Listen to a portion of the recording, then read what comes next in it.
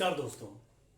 America चीन की पोल उनकी अपनी जनता ने खोल दी है। हमारे देश में गरीब दिखते हैं क्योंकि हमारे देश में गरीब जीते हैं। इन देशों में जो ये बहुत विकसित होते जाते हैं गरीब नहीं दिखते हैं क्योंकि गरीब यहाँ मर जाता है। यहाँ या तो नेताओं के लिए जगह होती है या अमीरों के लिए जगह होती है। ये जो आप अमेरिका में देख रहे हैं जिस तरह का झगड़ा श्वेत अश्वेत को लेकर हो रहा है, ये आज की कहानी नहीं है, ये बहुत पुरानी कहानी है। लेकिन बात इससे आगे बढ़कर, और मैंने चीन की बात क्यों कही है वो भी मैं आपको बताता हूं। दरअसल ये बात है जनता की नाराजगी की। यहाँ पर जनता नाराज है और नेताओं के होश उड़े हुए हैं, उनको समझ में नहीं आ रहा है। तो पहले अमेरिका ने ये पासा खेला कि चाइना के ऊपर इस चीज को जैसे जितना ज्यादा डाला जा सके कि क्या युद्ध होगा, ये होगा, वो होगा, तमाम चीजें, एक माहौल बनाया गया तो जनता का ध्यान डाइवर्ट करने की कोशिश की जाती है।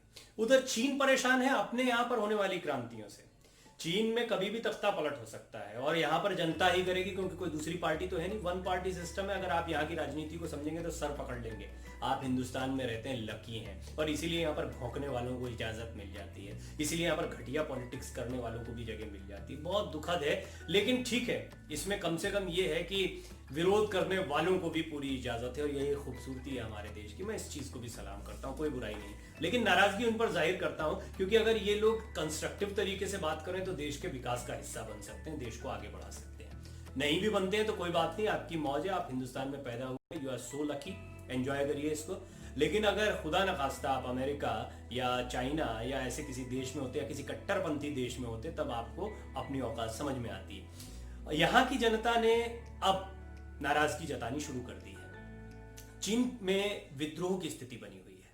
चीन कॉस्मेटिक तरीके से अपनी जनता को एक भ्रम में रखता है क्योंकि वन पार्टी सिस्टम है, वहां पर उन्हीं को तय करना, तानाशाही है एक तरीके से। अब तानाशाही में जनता को किसी तरह से ये बताए रखना, एक तो कुछ अनुशासन बना दीजिए, कुछ कानून बना दीजिए, उनको दबा कर रखिए, साथ ही साथ में ये भी एहसास कराइए कि देखिए आप तरक्की कर रहे हैं, आप वर्ल्ड की स्ट्रॉन्गेस्ट इकोनॉमी बन रहे हैं, क्योंकि ये व्यवस्था है। तो उस व्यवस्था में उनका विश्वास जगाया जाए। और जो नई पौधे आई 2-3 पीढ़ियों के बाद लोग अभ्यस्त हो जाते हैं, रोबोटिक हो जाते हैं। बच्चों को आप पढ़ाते रहिए, कुछ समय बाद वो भूल जाते हैं। हमारे यहाँ पर अगर किसी का 3-4 पीढ़ी पहले धर्म परिवर्तन हुआ होगा तो तीसरी पीढ़ी भूल ही गई होगी कि उनके पूर्वज क्या हो सकते हैं। ये होता है, बहुत सामान्य, और यही साजिश है।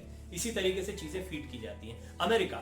अमेरिका में भी ठीक इसी तरीके से कॉस्मेटिक काफी चीजें दिखाई देती हैं। उसकी इकोनॉमी भी जो है क्यों एकदम से डाउन चली जाती है, क्यों इकोनॉमिक डाउनफॉल आ जाते हैं या डिप्रेशन आ जाते हैं वहां पर, क्योंकि वो दूसरों को खींचकर, अपना कुछ काम नहीं है, आलसियों का देश है। उन्हें अगर अच्छे लेबर्स चाहिए तो यहाँ से जाएंगे, अच्छे काम करने वाले चाहिए तो यहाँ से जाएंगे, अच्छे साइंटिस्ट चाहिए तो दुनिया के तमाम जगहों से जाएंगे, सिर्फ हिंदुस्तान से नहीं जाते हैं, और पूरी दुनिया के लोग वहां पर जाते। तो अच्छे लोगों को वीजा देते हैं, ग्रीन कार्ड देते हैं, सारी चीजें देते हैं। तो उनको काम करने के लिए वो जो टैलेंट है वो बाहर से चाहिए और वहां के लोग जो है वो मौज में रहिए, वहां की सोच रही है। इसका फायदा उठाया गया।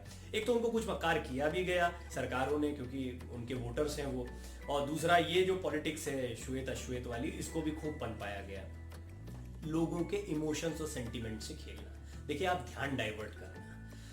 चाइना ने ध्यान डाइवर्ट करने के लिए क्या किया है? चाइना ने ध्यान डाइवर्ट करने के लिए ये भारत के साथ में विवाद जिसमें कोई लेना देना नहीं, नेपाल को बेवजह सामने रखकर उस पर दबाव बनाकर एक बेफजूल का इशू बनाया, जो उसको नेपाल को थोड़ा सा बाद में एहसास भी हुआ उस चीज का। और क्योंकि कम्युनिस्ट पार्टी का कॉम्बिनेशन है, इस पर मैंने एक वीडियो बनाया, ज्यादा लंबी बात नहीं करेंगे। बट ये ध्यान भटकाने की कोशिश है चीन की। वो अपनी जनता से परेशान है, त्रस्त है, किसी भी दिन जनता उठा के फेंक देगी इनको और जनता सड़कों पर आएगी, इनके पास सैन्य शासन के लिए। लेकिन वो जो अप्रिय स्थिति बनेगी, अंदर जो युद्ध होगा, जिसको कहते हैं गृह युद्ध टाइप की जो स्थिति उनकी बनेगी, वो बहुत खतरनाक रहेगी। और वो अपने इस भीतर होने वाले युद्ध से बहुत डरे हुए हैं, इसलिए वो बाहर युद्ध का माहौल बनाकर रखना चाहते हैं। आपको जानकारी है नहीं है, 1962 में भी कुछ स्थानीय स्थितियां चाइना में कुछ ऐसी ही थी जब उन्होंने यहाँ पर ध्यान डाइवर्ट किया था। और यहाँ के भी अपने मसले थे, लेकिन उस समय हिंदी चीनी बाय बाय और सारी चीजें होने के बावजूद भी उन्होंने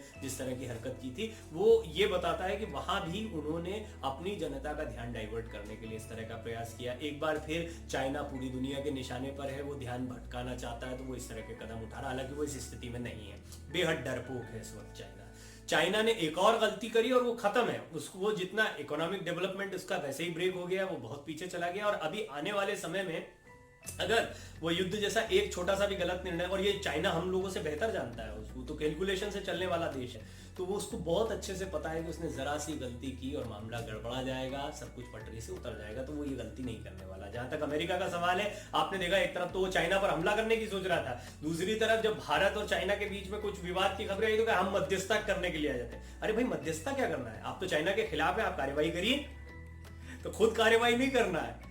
ये गीदड़ भक्कियां जो है इनको समझिए जरा।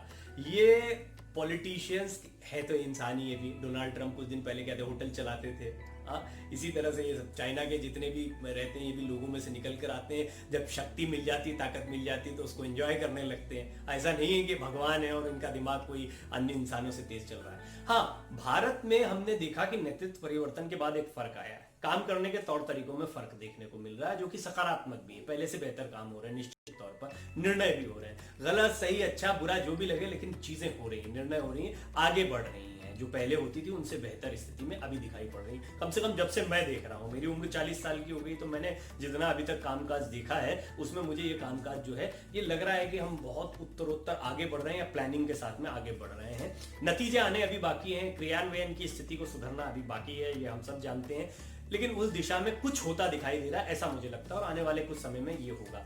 मीनवाइल अमेरिका, चाइना और दुनिया के दूसरे देशों के बीच में भारत की एक अलग स्थिति उभर कर सामने आ रही है। हम अब कोई कमजोर या भीख मांगने वाले लोग नहीं हैं। अब हम अपने प्रोडक्शन को, यानी हमारी निर्यात की शक्ति को अगर बढ़ा देते हैं, यहाँ पर अभी हम आयात करने वाले देश हैं, हमको बहुत सारी चीजें, हम तो मोबाइल फोन तक आयात करते रहे हैं, आपको पता नहीं है कि सेकंड नंबर पर गैस और ऑयल के बाद में हम सबसे ज्यादा इलेक्ट्रॉनिक्स को आयात करने वाले देश हैं। सोच रहे हैं आप, इलेक्ट्रॉनिक्स को आयात करने की जरूरत, क्योंकि हमारे यहाँ प्रोडक्शन नहीं है, और ऐसा नहीं कि हम प्रोडक्शन नहीं कर सकते, हमारे यहाँ बहुत सस्ता लेबर है, हमारे यहाँ पर हम छोटी छोटी इंडस्ट्रीज को लगा सकते हैं, एमएसएमईज को लेकर जो बात अब की जा रही है ये, और मैंने अपनी पूरी किताब ही इस चीज के ऊपर लिखी है कि कैसे असंगठित क्षेत्र हमारे लिए बड़ी ताकत ला सकता है, या और भी दूसरे कदम जो है वो हमारे लिए कितने महत्वपूर्ण हो सकते हैं। इस पर मैं एक अलग से वीडियो बनाऊंगा, लेकिन ये वीडियो ये था कि ये दोनों शक्तियां जो हैं ये बेहद डरी हुई हैं, क्योंकि इनके यहाँ पर अंदरूनी परेशानियां बहुत ज्यादा हैं, लोगों का ध्यान भटकाने की कोशिश कर रही हैं, और इस सब के बीच में भारत एक ताकत के तौर पर उभर सकता है। भारत के पास अब एक बड़ी अपॉर्चुनिटी है। आप अपने कमेंट कर सकते हैं, इस पर अलग अलग राय हो सकती है, ये मेरी अपनी निजी राय थी, और जो मैं अभी तक चीजों को समझ पाया उसको रखा। आप इसको दुरुस्त करना चाहें,